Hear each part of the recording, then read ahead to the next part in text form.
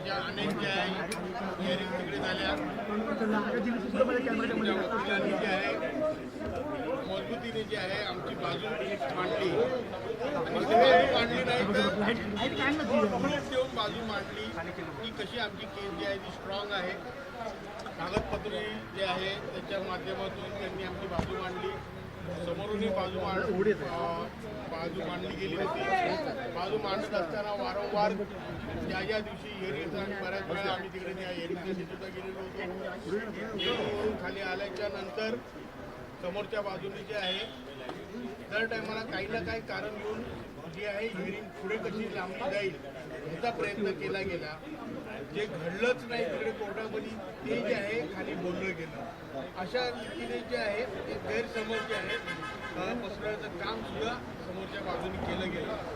परंतु न्यायाची बाजू आमची असलेल्या कारणाने आज इलेक्शन कमिशनने जो निर्णय दिलेला आहे संविधानाच्या बरोबर राहून त्यांनी हा निर्णय दिला त्याचा आम्हाला सर्वस्वी आनंद आहे. आम्ही स्वागत करतो या निर्णयाचं.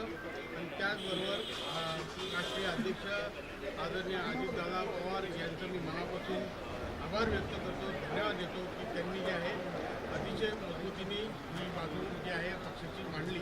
त्याबद्दल त्यांचे जयंत पाटील सुप्रीम कोर्टात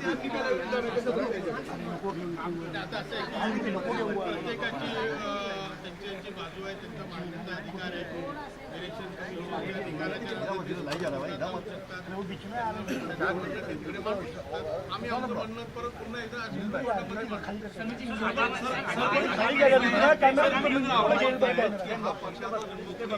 पक्ष वाढवला कोणी आणि असं दावा त्यांना मला ते सगळं आता कोर्टात तुम्ही जे काही बोलून झाले आम्ही आमची बाजू मांडलेली आहे. आमची बाजू त्या कोर्टाने ऐकलं. प्री बेंचच्या पॅनल बसलेलं होतं त्यांनी आमची बाजू मांडलेली आहे, ऐकलेली आहे. आणि त्याच्यानंतर हा निर्णय आलेला. हा काय एका ऑल ओव्हर सडन काय एका रात्रीत काही आमचा निर्णय आला आणि आम्ही जी काही बाजू मांडली त्याच्यामध्ये काही तथ्य आहे, पुरावे आहेत, त्या बेसवर जो आहे तो निर्णय आला.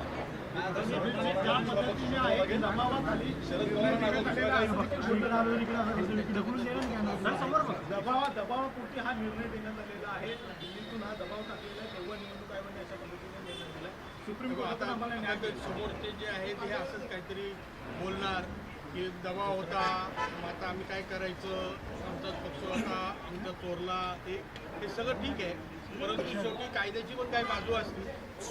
कायद्याने काहीतरी जे आहे बाजू मांडण्याचा आम्ही प्रयत्न केलेला आहे. आम्ही पुरावे दिलेले आहेत. पुरावे अभावीच्या नंतर जे आहे हा निर्णय आलेला आहे. तर त्याच्यामुळे सर्वांनी या निर्णयाचं स्वागत करायला.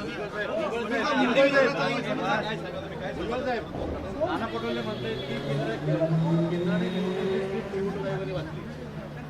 मला जितकेच म्हणालो ना, आता विरोधकांना आता हेच बोलायला पाहिजे. तर ते दुसरं काय बोलणार, ते थोडी स्वागत करणार आहे. तर तिथं स्वागत करू शकत नाही ना. व्यवस्थित घडतं जेव्हा कोर्टाने दिलेला निर्णय ते जर स्वागत करू शकत नसतील तर तसं यांनी सांगितलं किंवा जयंत पाटलांनी सांगितलं की सुप्रीम कोर्टात जातं. तर ठीक आहे, सुप्रीम कोर्टात गेलं तर आम्ही ते सुद्धा त्या पद्धतीची आहे आमची बाजू मांडू. शरद पवार गटाने असं म्हटलेलं आहे की आम्हाला हा निर्णय अपेक्षित होता, त्यामुळे आम्ही वेगळं चिन्ह आणि नाव बघायला सुरुवात केली होती. हे मला माहिती, तुम्हाला माहिती. उद्धव ठाकरेंना सहानुभूती मिळाली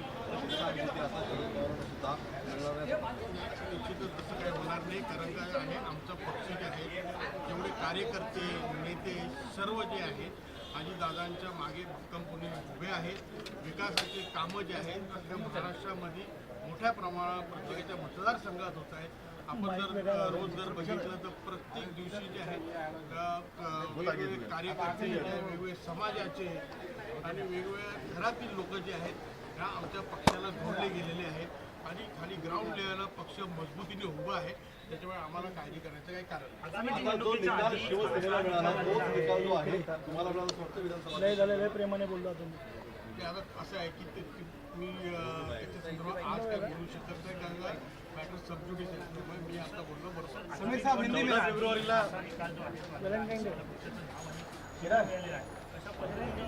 येणाऱ्या काळात निवडणूक आली पुण्याच्या राज्यसभेच्या निवडणुकीचा फॉर्म देखील भरण्यासाठीची तारीख 8 तारीख त्यांना आम्ही स्वागतच करतो ना. आता आम्हाला नावही मिळालेलं आहे, चिन्हही मिळाले आहे. त्याप्रमाणे आम्ही आमच्या पक्षाच्या कार्य जे आहे जे चालूच होतं ते पुढे आता आणखी जोराने चालू आहे. आता व्हीपचं आणि नाव मिळालं यापुढे तुम्ही पक्षाचं कार्यालय जे आहे तिथे दावा बघू आता आमचे वडील बरोबर साहेब, जसा व्हीपचा मुद्दा होता